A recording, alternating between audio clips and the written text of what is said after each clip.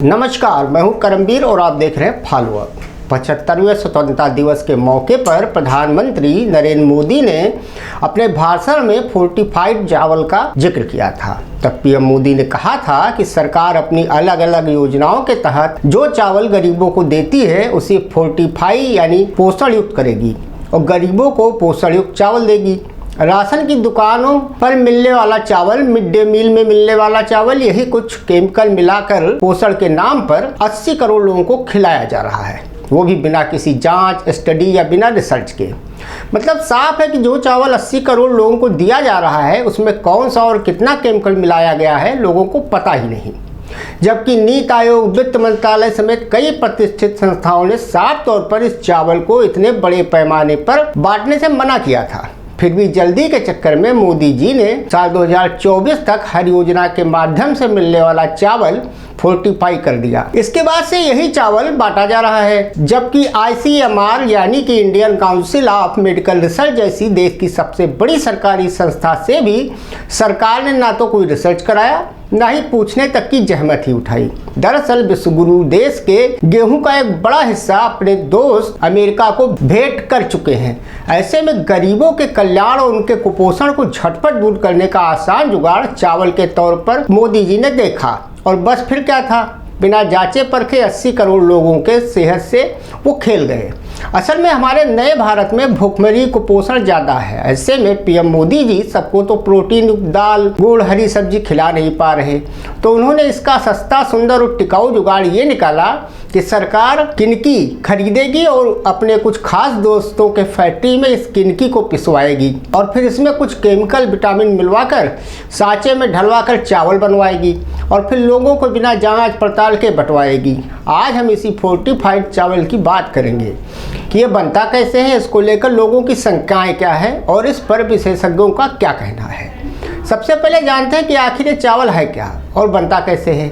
एक संस्था है जो खाने का अधिकार अभियान पर काम करती है, जिसका नाम है alliance for sustainable and holistic agriculture. उसने चेतावनी दी है कि बड़े पैमाने पर चावल का फोर्टिफिकेशन किए जाने से थैलेसीमिया और सिकल सेल बीमारी से पीड़ित मरीजों पर बुरा असर डाल सकती है, क्योंकि उनके लिए आयरन की मात्रा सही नहीं है।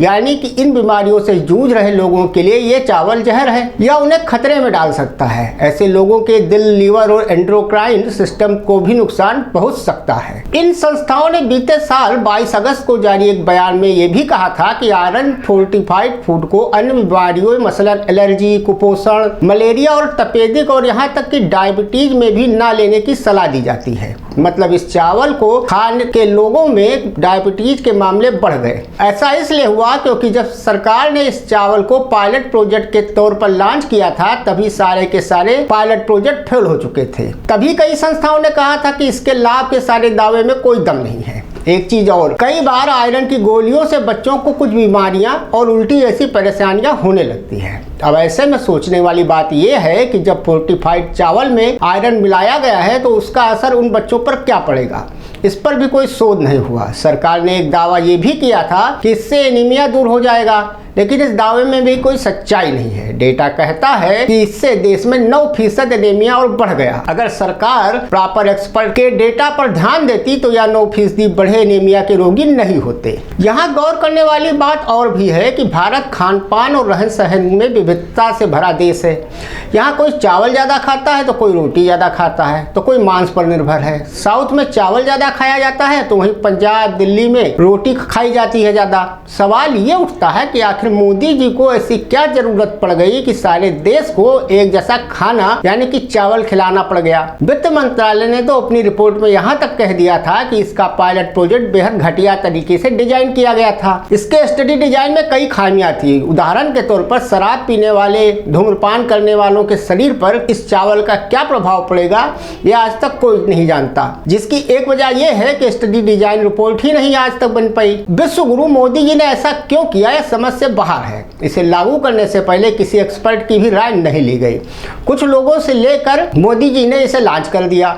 इसका कोई पब्लिक डाटा या PR रिव्यू तक नहीं कराया गया। अब ऐसे में फोर्टिफाइड चावल का अलग अलग इंसानों की बीमारियों पर उसका क्या असर होगा, किसी को कुछ पता नहीं। अब आप जान लीजिए कि चावल को आयरन से कैसे फोर्टिफाइड किया जाता है। फोर्टिफिकेशन स्कीम के तहत पिसे हुए टूटे चावल, जिसे हम लोग आमतौर पर किनकी कहते हैं, को पीसकर बिल्कुल बारीक कर दिया जाता है। फिर इसमें विटामिन और मिनरल मिलाया जाता है। इसके बाद एक मशीन से फोर्टिफाइड पाउडर को साँचे में ढालकर चावल तैयार किया जाता है, जो आमतौर पर साधारण चावल जैसा ही दिखता है। ये चावल पकने में समय भी ज़्यादा लेता है और पकने के बाद इसका साइज भी नहीं बढ़ता, जबकि खेतों में उगा चावल पकने के बाद लगभग दुगना हो जाता है। अब जानते हैं कि क्या कहते हैं विशेषज्ञ। कुछ विशेषज्ञों ने माना है कि बड़े पैमाने पर होने वाले फोर्टिफिकेशन ने उनकी कुछ चिंताओं को बढ़ा दिया है। इसमें पुरुषों पर कई तरह के बुरे असर देखे जा सकते हैं। इसकी वजह से सीरम फेरिटिन के स्तर में होने वाली बढ़ोतरी डायबिटीज और हाई BP जैसी पुरानी बीमारियों के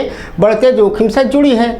कुछ संस्थाओं ने फोर्टिफाइड को चुपचाप आगे बढ़ाने की रणनीति के खिलाफ भी चेतावनी दी। जहां बहुत से लोगों को यह भी नहीं पता कि उनके खाने में क्या मिलाया जा रहा है। इसी के साथ सभी पोषक तत्वों की कमी को दूर करने के लिए फोर्टिफिकेशन रामबाण कभी नहीं हो सकता। अब आते हैं चावल पर सियासत वाले कांग्रेस के बयान पर। बीते महीने कांग्रेस प्रवक्ता पवन खेड़ा ने पूछा था कि फोर्टिफाइड चावल योजना को लागू करने की इतनी जल्दी आखिर सरकार को क्यों थी, और सरकार का विदेशी समूह रॉयल DMS के साथ क्या संबंध है, जिसने देश में चावल वितरित करने का एक बड़ा कॉन्ट्रैक्ट यानी कि अनुबंध हासिल किया है। उन्होंने ये भी जानना चाहा कि क्या इससे कोई बदले की भावना तो शामिल नहीं है। अब आप खुद सोचिए कि जिस देश में चावल भी फोर्टिफाइड यानी कि केमिकल मिला 80 करोड़ लोग खा रहे हों, मिड डे मील में बच्चे खा रहे हों, उनके सेहत पर इसका क्या प्रभाव पड़ेगा। सरकार के पास कोई स्टडी नहीं है, कोई रिसर्च नहीं है, लेकिन सरकार लगी है विश्वगुरु बनने और बनाने में। धन्यवाद।